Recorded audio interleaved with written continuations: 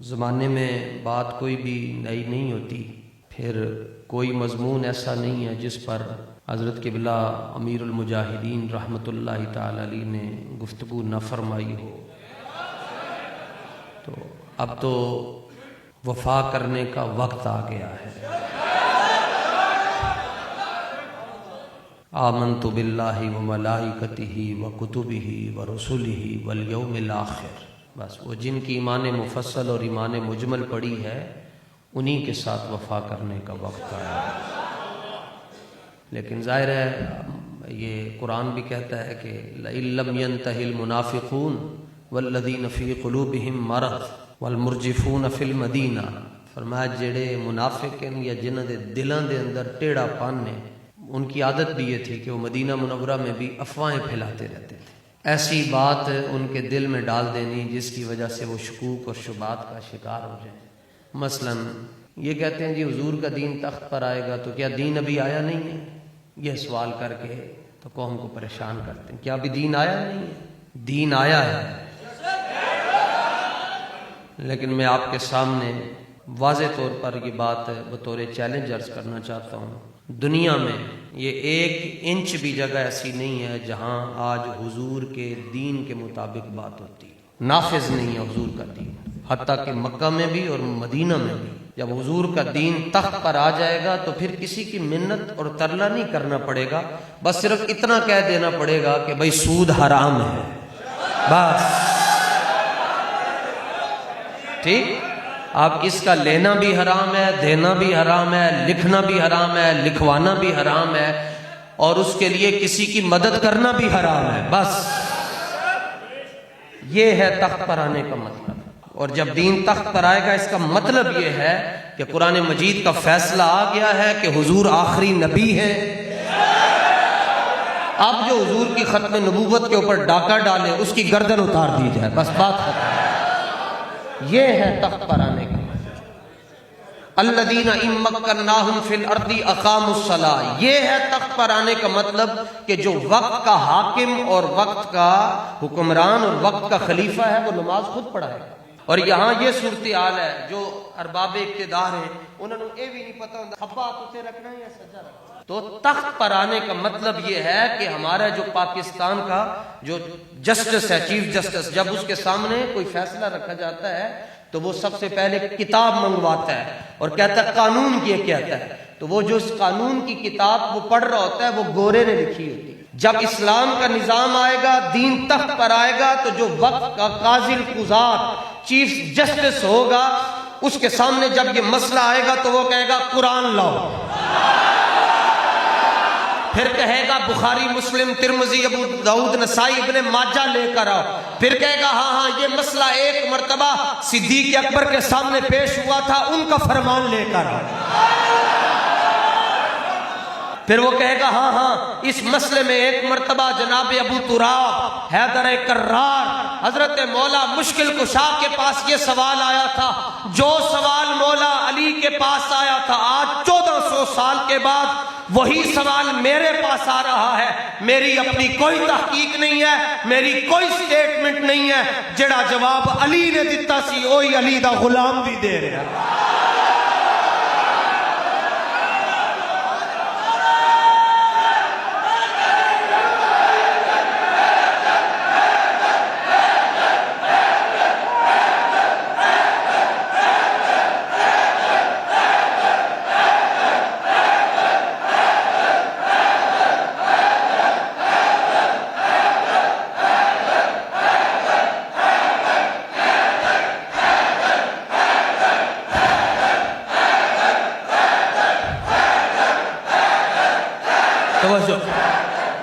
تو میں یہاں پر ایک بات صرف اس لیے اپنے ان ساتھیوں کے لیے عرض کرنا چاہتا ہوں کہ آپ نے کبھی بھی یہ بات سوچنی نہیں ہے جو چل رہے ہیں ساتھ کہ اگر 8 فروری کو یہاں سے ہم سیٹ ون نہیں کر سکتے تو کیا ہوگا، کچھ بھی نہیں ہوگا، جے ساڑھے کو سیٹ لے بھی گئے پھر بھی انہوں نے لانتا ہی پیڑیاں نے۔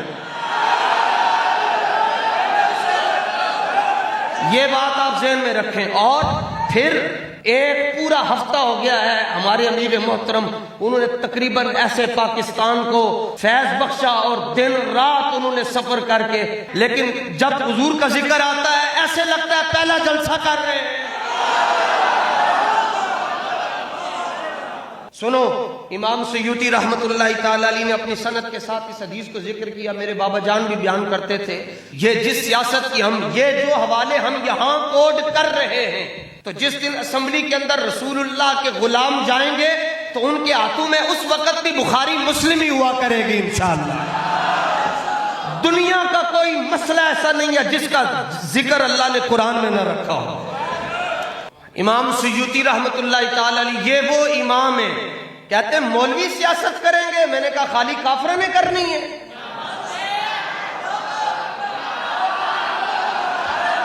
یعنی یہ جو ہم سے پوچھتے ہو کہ آپ مولویوں کا سیاست سے کیا کام، اس لیے اس کا مطلب ہے تمہاری نگاہ میں یہ تصور ہے کہ جڑا مسلمان نہیں انہیں سیاست کرنی ہے۔ ساڑھے تے امام الانبیاء آپ نے 10 سال سیاست فرمائی ہے، تمام نبیان تے رسولوں نے سیاست فرمائی، پھر خلفائے راشدین نے سیاست فرمائی، پھر اہل بیت اطہار نے فرمائی، اتھوں لے کے تے حضرت امیر المجاہدین تک سن تے ساڑھے بابے سیاسی ہی نظر آئے۔ امام سیوطی یہ وہ سیاسی امام ہیں جنہوں نے جاگتی آنکھوں سے کے ساتھ 75 مرتبہ حضور کا دیدار کیا ہوا ہے، اور یہ جو جن کو تم نے سیاست میں اپنا پیشوا بنایا ہوا ہے، ابھی تو پرسوں کی بات ہے چکوال میں وہ کھڑا ہو کر کہہ رہا تھا کہ اللہ کے بعد سب سے جو مقدس ہستی ہے وہ نواز شریف ہے۔ ایک کینڈیڈیٹ ان کا یہ کہتا ہے تسی کہندے ہو نواز شریف وعدے پورے کرے، اللہ بھی وعدے نہیں پورے سارے کرتا، نواز شریف کیوں میں کرے گا؟ اور بیٹی نواز شریف صاحب کی یہ کہہ رہی ہے کہ وہ اپنے آپ کو حضرت سیدہ زہرا سے تشبیہ دے رہی ہے، اور اپنے باپ کو امام الانبیاء سے تشبیہ دینے کی کوشش کر رہی ہے، پھر بھی تو انہوں نہیں سمجھ آندی تسی کدھر جانا ہے۔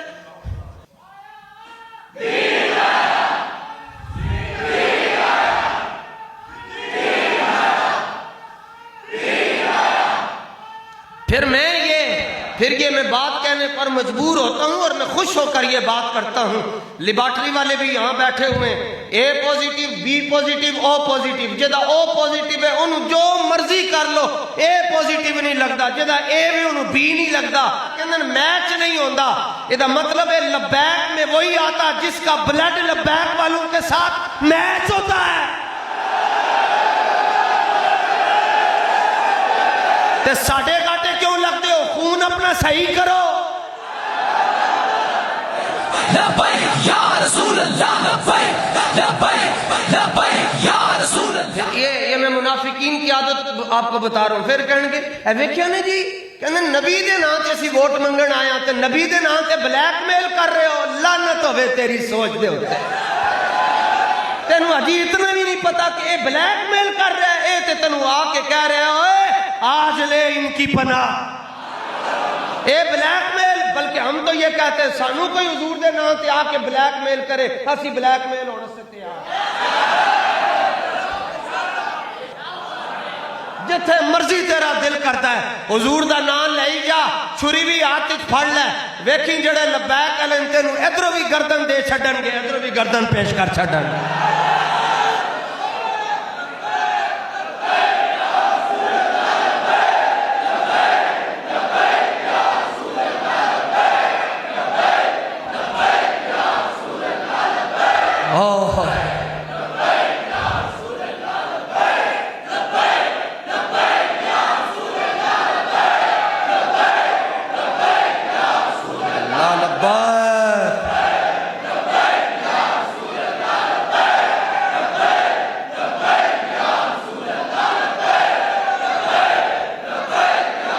توجہ، اور منظر ہوئے گا جناب 8 فروری نو۔ اچھا اے بھی میں تانوں دس چھڈاں، جڑے دوجے نو ووٹ پا کے آ رہے ہون گے نا، انہاں دے چہرے دے اوتے 13 بجے ہون گے، ان کے چہرے بتا رہے ہوں گے کہ اے غداراں دے نال کھڑے نے۔ اسی کسی نو نہیں پوچھنا تو ووٹ کینوں پا کے آئے، جڑا کرین تے مور لا کے آ رہا ہوئے گا نا، جاندیاں بھی لبیک کہہ رہا ہوئے گا، آندیاں بھی لبیک۔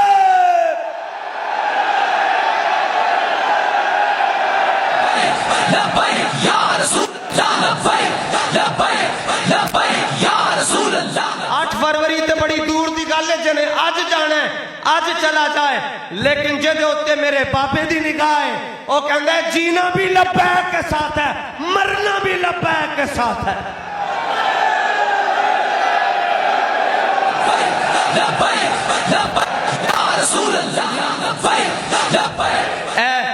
اے سیاست چاہنے ہیں جناب، اے بھی پنجاب اسمبلی چلی جائے، اے بھی نیشنل اسمبلی چلی جائے، اور جانی ہے نا انشاءاللہ، بڑا پکا یقین ہے جی جانی ہے۔ کل ایک اینکر آیا کہتا جی تحریک لبیک کو ووٹ کیوں دیں؟ میں نے کہا تحریک لبیک کو ووٹ کیوں نہ دیں؟ بڑے چینل تو سی کہندا جی یہ کیا جواب ہوا، تو میں نے کہا یہ کیا سوال ہوا؟ ساڑھے بابے ورگا کوئی سونا ہو سکتا ہے؟ ساڑھے امیر محترم، ویسے تو کسی کو جلانے کے لیے ماچس کی تیلی کی ضرورت ہوتی ہے نا، تیلی لاؤ تے آگ لگ دیئے، لیکن تمہیں جلانے کے لیے تو سعد حسین کا نام ہی کافی ہے۔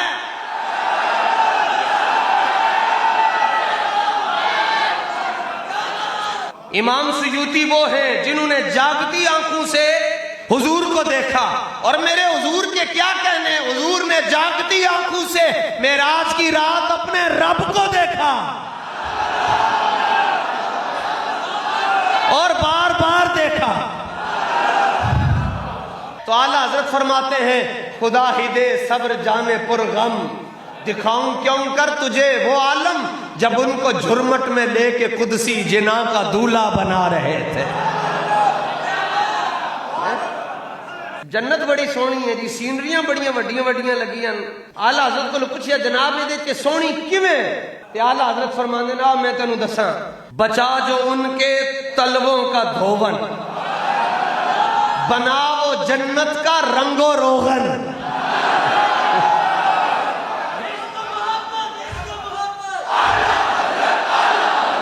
بچا جو ان کے تلووں کا دھون، بنا وہ جنت کا رنگ و روغن، اور جنہوں نے دھولا کی پائی اترن وہ پھول گلزار نور کے تھے۔ اعلیٰ حضرت سے پوچھا گیا یہ تاروں میں چمک کیسے آئی؟ فرمایا وہی تو اب تک چھلک رہا ہے، وہی تو جوبن ٹپک رہا ہے، نہانے میں جو گرا تھا پانی کٹورے تاروں نے بھر لیے تھے۔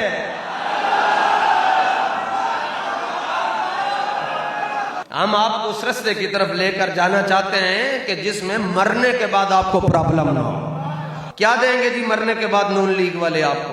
پیپلز پارٹی تو وہ تو ویسے ہی بے دینوں کی جماعت ہے، یہ تو کہتے ہیں ہم مکے مدینے جاتے ہیں، ان سے پوچھو مرنے کے بعد کیا دو گے؟ قبر میں سرکار آئیں تو میں قدموں میں گروں۔ اور اس میں امام حدیث لے کر آئے، حضور صلی اللہ تعالیٰ علیہ وآلہ وسلم نے فرمایا قیامت والے دن لوگوں کی 3 قسمیں ہوں گی۔ نمبر 1 صنفاً مشاطن، کچھ لوگ پیدل چل رہے ہوں گے۔ نمبر 2 وصنفاً رکباناً، فرمایا کچھ لوگ اس طرح چلیں گے اللہ کی بارگاہ گھٹنوں کے بل۔ وصنفاً علی وجوہہم، فرمایا کچھ لوگ ایسے چلیں گے کہ ان کا چہرہ وہ زمین پر ہو، وہ چہرے کے بل چل رہے ہوں۔ حضور کے صحابی انہوں نے پوچھا حضور کہ چہرے کے بال بندہ کیسے چل سکتا ہے؟ کونیوں کے بال بھی چلنا ممکن ہے، گھٹنوں کے ساتھ بھی بندہ چل سکتا ہے، پیدل بھی چل سکتا ہے، چہرے کے ساتھ کیسے چلے گا؟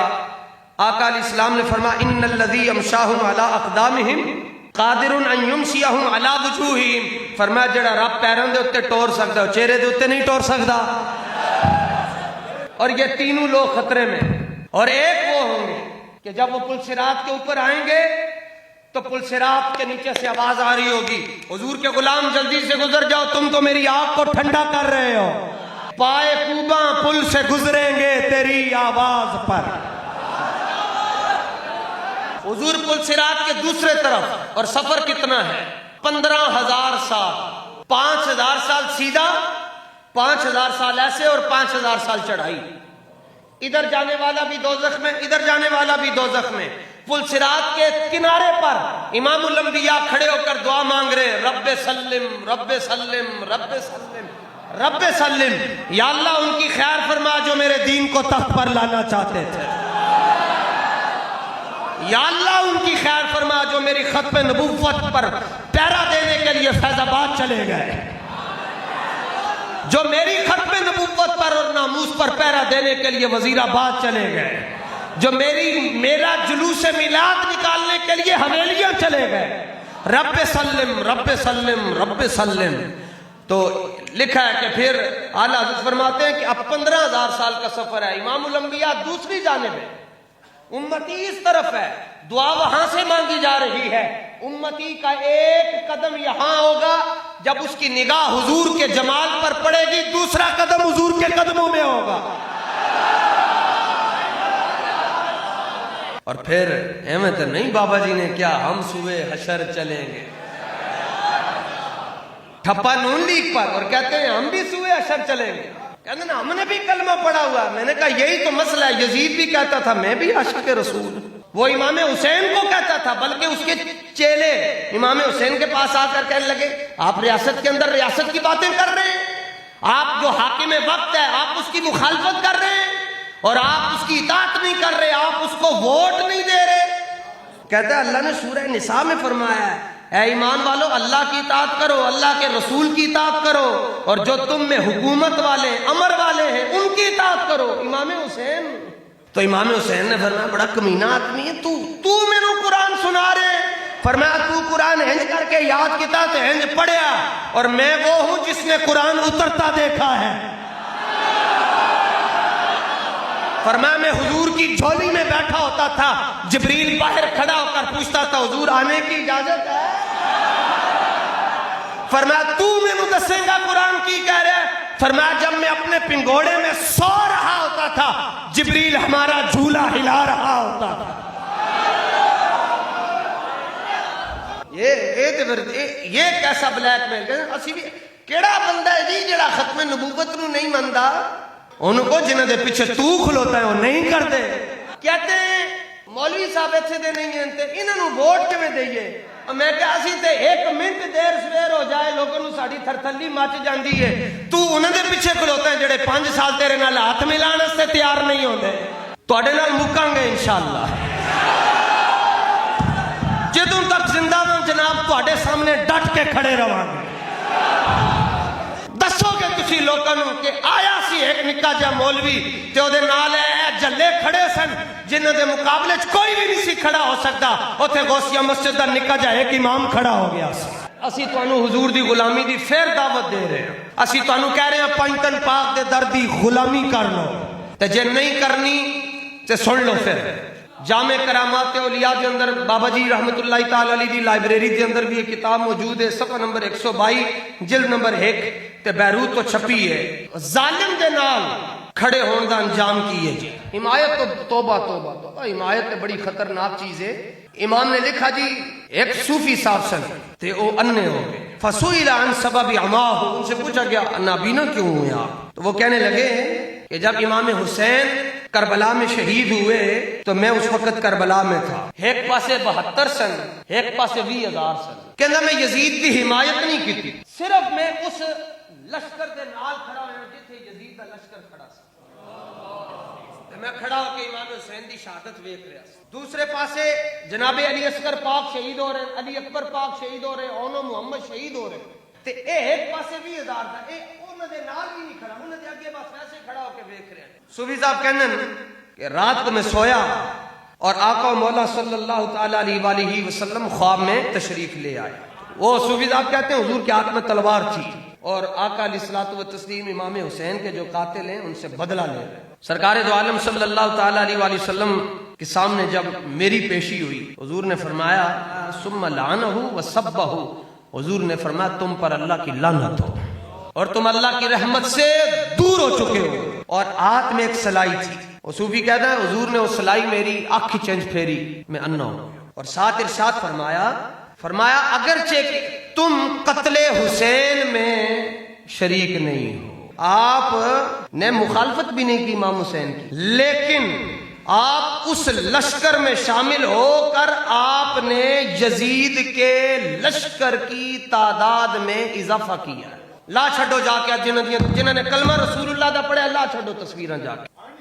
دسو یار میں تواڈے نال غلط گل کر رہا ہوں؟ دسو بھائی کوئی کھڑا ہو کے کہے لا چھڈو، انہوں کو کہدے کرن تے لائیے، انہوں کو میں گل سن کے آیا حضور دی اور کدی گل سن.